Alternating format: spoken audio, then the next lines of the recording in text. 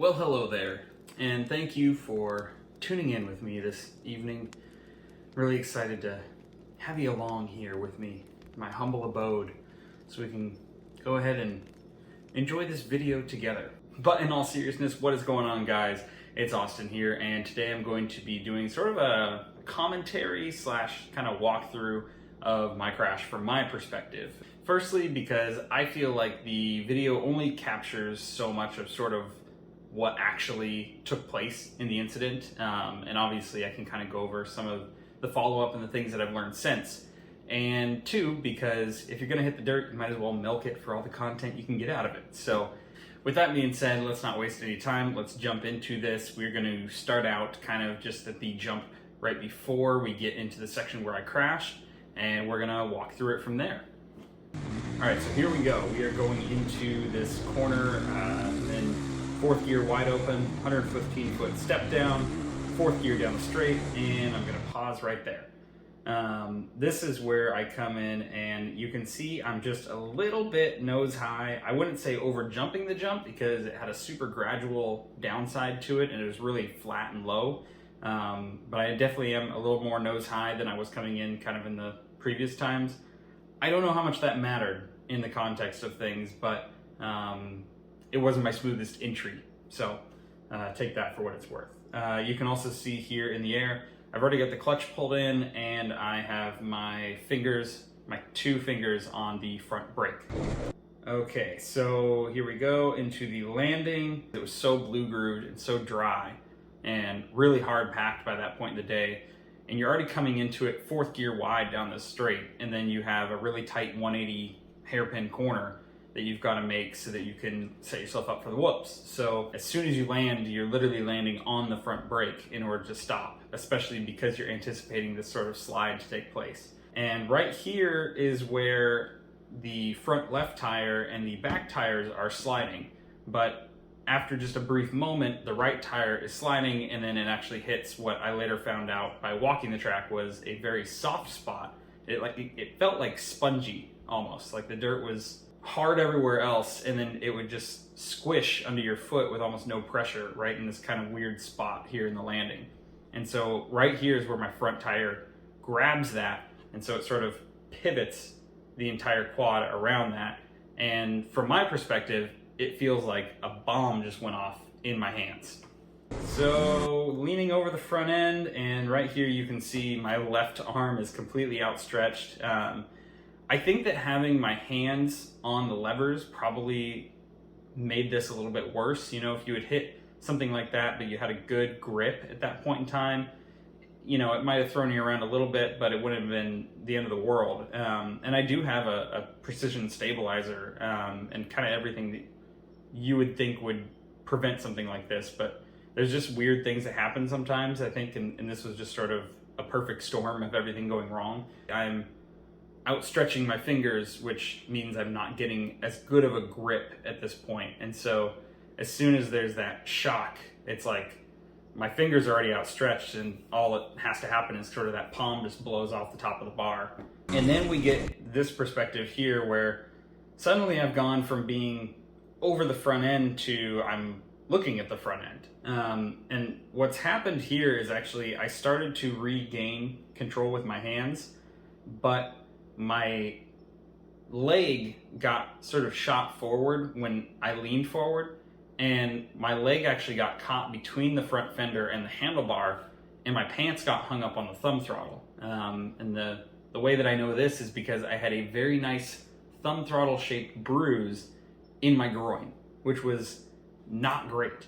So right about here, my crotch has now whiskey throttled myself, and I am hanging off the back of the quad, and things are going very wrong. And then we get the impact. Weirdly enough, I mean, I guess I shouldn't say weirdly enough, but thanks to the power of adrenaline, I knew the ground was hard, but it didn't hurt, if that makes any sense. Right here, I am looking back and realizing there's a quad about to land on me, so I sort of did my best effort to curl myself up into a ball.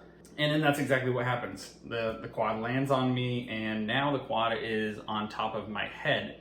The positive is that it was my seat, so it was soft, and it wasn't really, that big of an issue.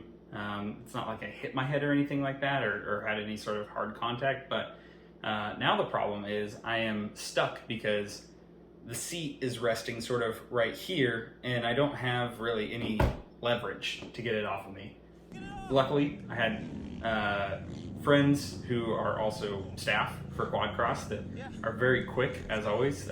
Shout out to Hurley for your excellent sprinting skills. And everyone got over, got the quad off of me right away, and then I was able to pop back up, and then I'm basically ready to go at this point. Now, going over as far as the damage to the quad goes, there wasn't really a whole lot.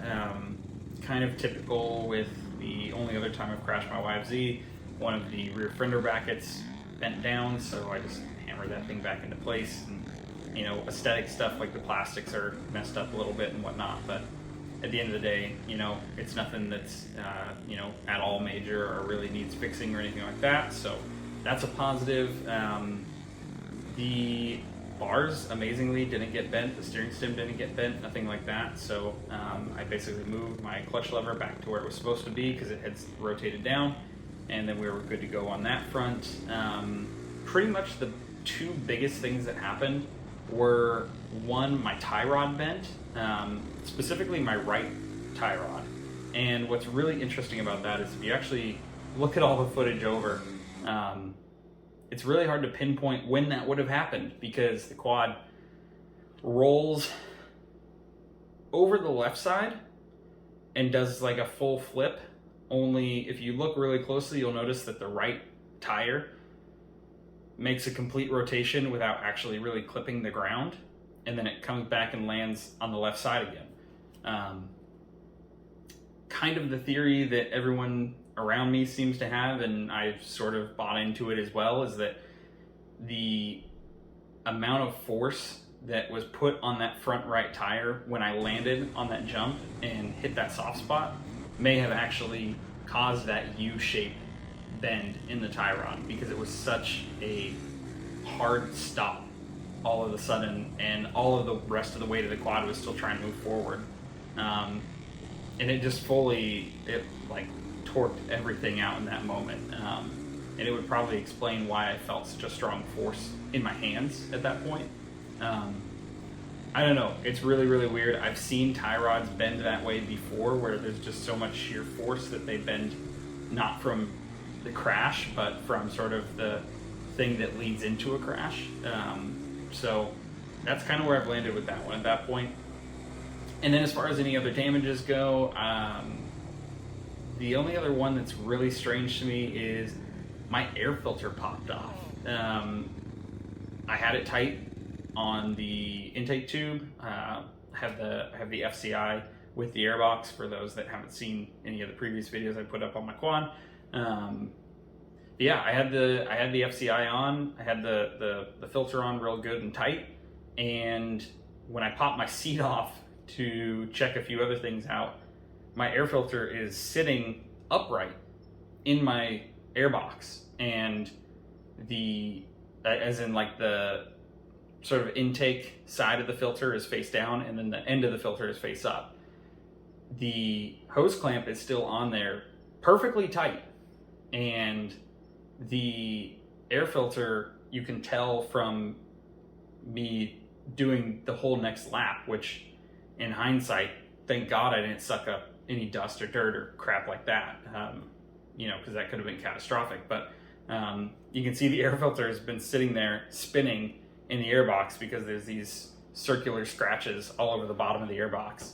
And then because the filter doesn't actually fit between the airbox and the seat, it squished the crap out of my filter. So my filter is like totally tacoed out now, which unfortunately made me obviously buy a new one. So that one was super weird. I don't know. I mean, I guess just maybe the sheer force of the quad rolling over or something like that. I have never seen that happen before. But thank God I had an airbox, because otherwise the filter could have just fallen off completely. And also, like I said, that thank goodness there was no issue of me sucking any dust or dirt up running a lap without a filter. So just a super weird deal overall. I mean, the whole crash, the whole thing was weird. Kind of a freak thing. I really have never experienced anything like it in the few times that I have crashed. So yeah, I mean, the only thing I will say is and this is nothing against Albany, nothing against the people that run Quad Cross Northwest, who really have no say in the track prep anyways, but it was just a weird day. I think that we've had such dry weather that the soil just doesn't have the moisture right now that it normally has. And so that really led to these conditions that were less than ideal for, a hot, dry weekend of racing where, you have so many quads and side-by-sides going through that you just get this crazy blue groove that's like being on asphalt, but then obviously that you get these random soft spots that visually you cannot see, but they are there, and they can totally change everything about how you're approaching the track and how your machine is handling in response to those things. So really thankful to be all right, really thankful to have pretty much minimal damage. I think that the total cost of repairs is somewhere in the ballpark of like $125, and the filter plus the shipping for the filter was the majority of that. So all in all, not too bad. Glad to be healthy. We're going to be racing here in about a week from when I upload this, and so I'll have lots more coming up on that soon. In the meantime, make sure to like, share, subscribe. Go check out all my other videos while you're at it, and have yourself a grand old time doing that. And the other thing I always forget to do is actually promote the fact that I have a Patreon. So go ahead and check that out if you like the content that I produce. It's a few bucks a month, totally optional, and obviously I'm terrible at ever even mentioning that I have it. In any case, make sure to go check that out, and I will see you here soon. Thanks.